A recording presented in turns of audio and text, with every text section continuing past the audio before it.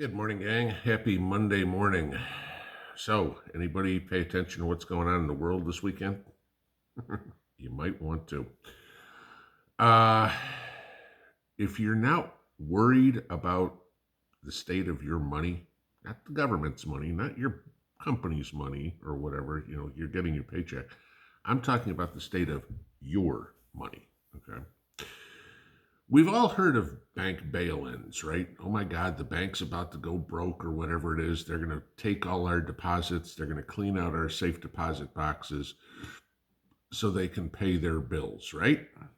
Yeah, okay. That's been talked about for years. Have you ever given thought to a government bail-in? Yeah, that's starting to get talked about. Not only by pundits, but by Washington themselves. Okay? Story out over the weekend, and I will link it, of course.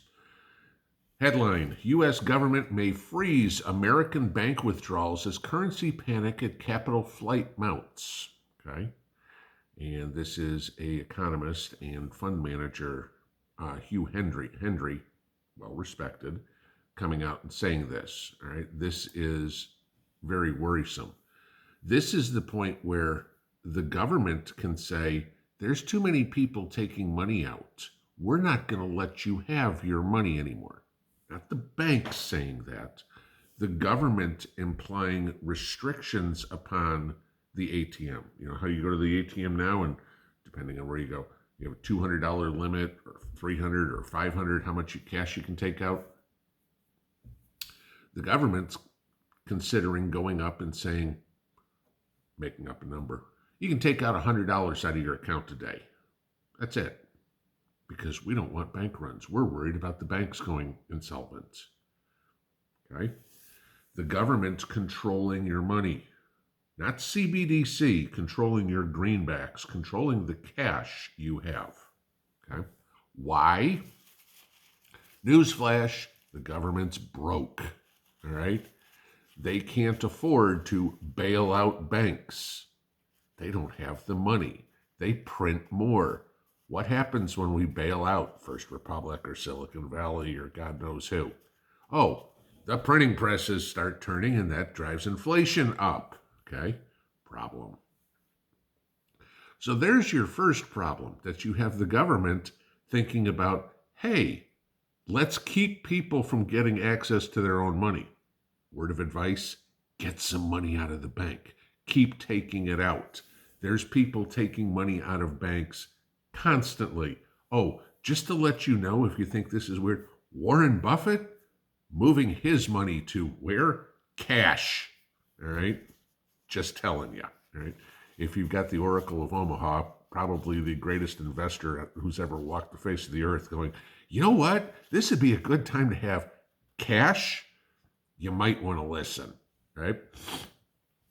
So let's go further into this. It is now May 8th, right? We are 24 days from June 1st. June 1st is when Janet Yellen has said for the last 5 months that the government won't be able to pay their bills, okay? In other words, we won't be able to pay the interest on the debt, which means we default. We won't be able to pay the military paychecks. We won't be able to pay Social Security. They'll write you an IOU. Let me ask you this. How well does your landlord take IOUs for your rent? Okay, that's what you're going to get. So the government is now telling the subjects, us, that they can't pay the bills, so we'll borrow from you forcefully, right? You're going to take an IOU. Military, you're still expected to go to work. We'll pay you when we get around to it, okay? You get to deal with the, how do I pay my rent? How do I feed my family? Yes, okay, when people go, we'll eat the chow hall. Yeah, military that are married, that have kids or whatever, they get something that's called separate rations, which is paid so they can go to the commissary, so they can buy food, so they can feed their families. Yes, okay? Don't even get me started on the piss poor pay that the military gets, and so many of them are eligible for food stamps and WIC. All right, beside the point, but which of course would be another program that ain't getting paid. right? So what's the government's solution to this? This is what they're kicking around. This should scare the living crap out of you. They are considering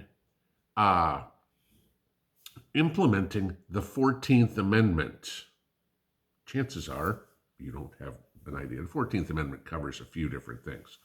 I'm going to read Section 4 of the 14th Amendment to you. Don't worry, it's short. Okay. The validity of the public debt of the United States authorized by law, including debts incurred for payment of pensions and bounties for services in suppressing insurrection or rebellion, shall not be questioned. But neither the United States nor any state shall assume or pay any debt or obligation incurred in aid of insurrection or rebellion against the United States, or any claim for the loss or emancipation of any slave. Don't even get me into that one in California. But all such debts, obligations, and claims shall be held illegal and void. Okay? So basically, what they are considering is, again, Biden bypassing Congress. Because remember, tomorrow, Kevin McCarthy is supposed to meet with Joe Biden to negotiate on the debt ceiling. And McCarthy wants all this spending. And Biden keeps saying, still, 3 weeks before we go kaplooey, is I'm not negotiating. We're getting a clean debt ceiling. That's it, period. I'm king. McCarthy's saying, no, we're going to cut spending. We're going to do something, I don't even want to say responsible, but we're going to do something that actually makes a teensy skosh of sense and cut some of this spending. Biden's like, no, we're going to spend more money. I need more debt so I can spend more money and waste on stuff. Biden is coming out and saying he's going, with the 14th Amendment, to bypass Congress and continue issuing debt on presidential order, not on Constitution, okay, not on the people's wishes, on the party's wishes. Okay, all hail King Joe. This is the problem, okay? This is, Obama's idea, Joe's issue. As long as I have a phone and a pen, I'm going to do whatever the hell I want. You aren't king. You don't decide everything. This is the problem. We're only 2 years into this idiot's presidency, guys, and this is the crap he's pulling already. We've got nearly 2 years left to go with him. He's planning the total destruction of our economy, of our way of life, of our culture, of everything. If they do this is instantly a constitutional crisis. But what have I said many times? Oh, it'll go to court. It'll go to the Supreme Court.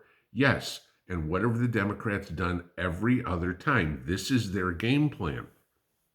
We will do it, and we can continue to do it while it weaves its way through the court for a year or whatever it is, until it finally gets to SCOTUS, and SCOTUS says, this is unconstitutional, you can't do it. Well, you can't put the toothpaste back in the tube. It's not like they go, nope, you know what? All that debt that we just took on between June 1st, 2023 and whatever date it gets to the Supreme Court, and the Supreme Court says no. It's not like, well, that's all wiped clean. That doesn't matter anymore. We just reverse it all. It's already done, okay? This is just like everything else, like there are illegal rules on abortion, illegal rules on guns, yada, yada, yada. They wait that year or so that it takes, and they do all their crap throughout time. This is welcome to Venezuela, guys. We are literally 3 weeks away from hyperinflation, away from being Venezuela, away from the country going completely under, and financially. And people will say, oh, we've had government shutdowns before. This is nothing like a government shutdown, okay? We are at the precipice of complete economic collapse. If the government, never before has the government come up and considered exercising the 14th Amendment to just do whatever they want.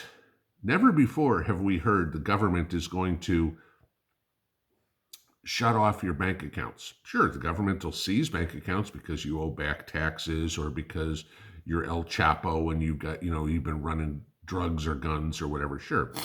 But Joe average ma and pa kettle, get up, go to work, put the kids in clothes, send them off to the school bus, go to work, come home every day, sit down and eat their gruel for dinner because that's all they can afford in Joe's economy.